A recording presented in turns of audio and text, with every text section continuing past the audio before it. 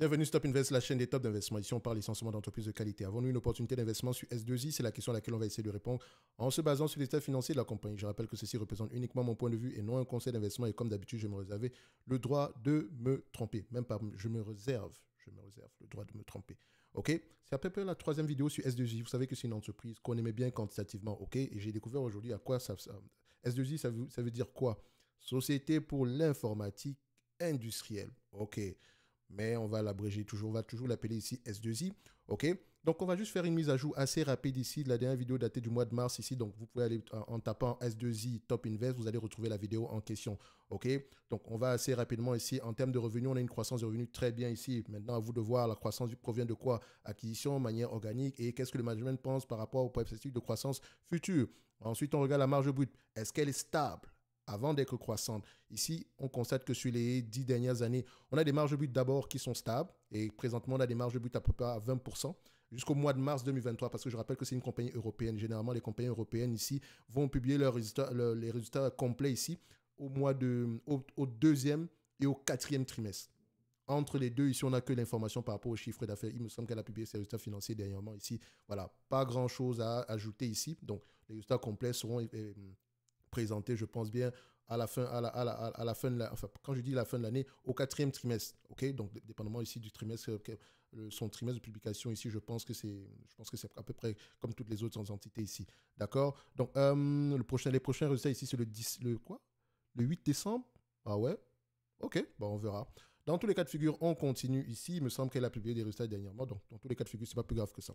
Alors, ici, on a regardé la marge brute. Marge EBITDA, est-ce que l'entreprise a des marges EBITDA qui sont au moins stables avant d'être croissantes? Vous rappelez-vous, les marges brutes sont croissantes, en tout cas sur la dernière période, les 2 dernières années. Ici, on a également des marges EBITDA qui sont croissantes, très très bien. C'est un business qui utilise énormément ici de personnel, d'accord? Donc, ça peut demander ici, donc le fait qu'on ait des marges EBITDA qui augmentent également, ça veut peut-être dire que on utilise soit on a augmenté les prix, d'accord, et la dépense opérationnelle est de moins en moins élevée, d'accord, donc ou bien l'entreprise est devenue de plus en plus efficiente. OK? Donc, ensuite, on va regarder si les net income et les free cash flow, si les deux parlent le même langage. D'accord? Donc, rappelez-vous que free cash flow égale au moins un net income. Quand on a une différence entre les deux ici, il faut toujours aller vérifier dans les rapports financiers. On constate ici qu'à partir de 2018, on a des free cash flow et net income qui parlent à peu près le même langage. Très bien. Mais au moins, on doit aller vérifier dans les rapports financiers qu'est-ce qui s'est passé précédemment. Parce que c'est avec les free cash flow qu'on paye la dette, le dividende, on paye la dette, le dividende ici, et on rachète des actions, ok? Ainsi que on peut également effectuer des acquisitions avec, ok? C'est le free cash flow qui compte réellement, ok? Maintenant, on regarde ici, vu qu'on a net income, free cash flow vont à peu près dans le même sens ici, très bien. Est-ce que la dette nette ici est élevée? On a du cash net, c'est très bien, c'est une entreprise qui a la capacité de souffrir, très bien. Maintenant, qu'est-ce qui nous manque ici à regarder? Maintenant, le nombre d'actions. Est-ce que c'est une entreprise qui rachète massivement son nombre d'actions? On constate ici que c'est plutôt timide. Hein? Donc, 20 millions ici, 19 millions 300, on a une différence à peu près aux alentours de 600 millions par là. Pas grand-chose. Mais au moins, on voit qu'il y a une volonté de racheter des actions. Ce serait une très bonne chose, surtout si l'entreprise a tendance à se négocier à des niveaux de multiples très peu élevés. En dessous de 15, par exemple, ça pourrait être une bonne chose de racheter généralement les actions. Donc, maintenant, le marché paye généralement combien de fois les bénéfices pour ce genre d'entreprise? Ici, on observe, on voit qu'il paye à peu près 15 fois les bénéfices sur les 20 dernières années, c'est 15,3 fois, 10 dernières années, 16 fois, 5 dernières années, 16 fois les bénéfices. Comme moi, je dis toujours ici, je prendrai 15 fois les bénéfices. Vous pouvez prendre 16 fois les bénéfices, vous aurez également raison. OK? C'est pas plus grave que ça. OK? C'est une entreprise qui peut se changer entre 15 et 17 fois les bénéfices. D'accord? Donc, si je prends ce business-ci à 15 fois les bénéfices, on va vérifier est-ce que les années sont tendance à faire de bonnes prévisions sur ce genre d'entreprise.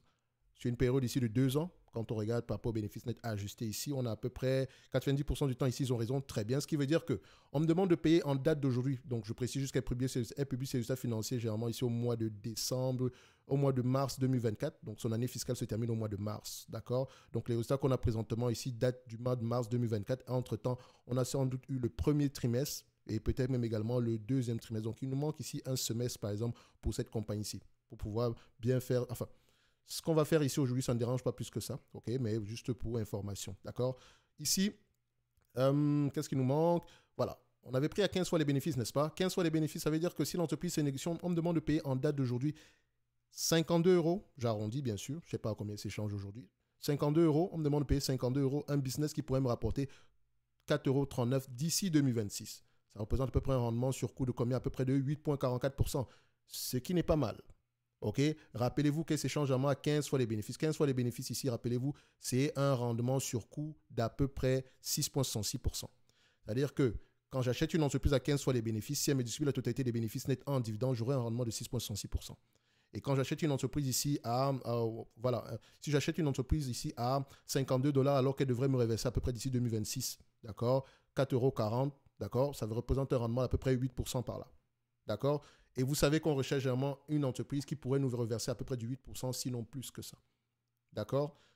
C'est bien. Et maintenant, ce qui veut dire qu'aujourd'hui, normalement, c'est un business qui devrait s'échanger en prenant en considération une estimation, une croissance des bénéfices futurs aux alentours ici de 65, 66 € par là. Elle n'a pas de dette. Donc, si on rajoute encore la dette ici, ce sera même une bonne chose parce qu'on a 100 millions ici de cash net. On a à peu près 20 millions d'actions ici. Donc, la dette ici, si on rajoute le cash net ici, plus le 5 € ici, ça représente à peu près 70 € par là. Donc, c'est une entreprise qui est légèrement sous-évaluée. Maintenant, si la croissance continue au-delà de 5% dans le futur, très très bien, on a un très bon prix d'acquisition en date d'aujourd'hui. Mais il ne s'agit juste pas de regarder les chiffres. Il faut également aller faire parler ces chiffres-là dans les rapports financiers. Comprendre le business model, etc. D'accord? Donc, S2I reste intéressant. En tout cas, pour moi, en date d'aujourd'hui. Alors, on va également regarder l'utilisation des actifs. Sur S2I, on recherche vraiment quelque chose au-dessus de 15% et encore en comparant les entités sur le même secteur d'activité. Et ici, je recherche avant tout la stabilité. Quand on regarde ce chiffre-ci, j'aime bien ajuster aux actifs, par rapport aux actifs tangibles ici. On a quelque chose ici aux alentours de 30% par là, 35% je dirais même. Donc c'est une très bonne chose. Je pense que S2I reste également très intéressante au prix actuel et utilise extrêmement bien ses actifs. Donc on aime ça. Pour moi, ça mérite à peu près un approfondissement. En tout cas, pour ceux qui sont intéressés sur la compagnie. D'accord? Donc, ceci n'est que mon point de vue et non un conseil d'investissement. En lien dans la description de la vidéo, vous avez la top newsletter où je partage également ici des analyses sectorielles. Dernièrement, j'ai partagé, même pas dernièrement, aujourd'hui, j'ai partagé à peu près on a parlé à peu près du concept ici de la douve économique, mais on appelle généralement ça économique mode, les avantages concurrentiels, parce que c'est essentiellement ce type d'entreprise qu'on veut rechercher. On veut investir sur des entreprises qui ont des avantages concurrentiels. Parce qu'une entreprise qui a des avantages concurrentiels, elle a forcément ici un pricing power. OK? Donc, le pricing power peut s'identifier de plusieurs façons. Ce n'est pas juste le fait d'augmenter les prix, ça peut également être le fait de baisser les coûts de production. D'accord? C'est un avantage concurrentiel. OK? On se donne rendez-vous sur la prochaine vidéo ici pour ceux qui sont intéressés. Le lien est dans la description de la vidéo. On se dit à bientôt. Merci.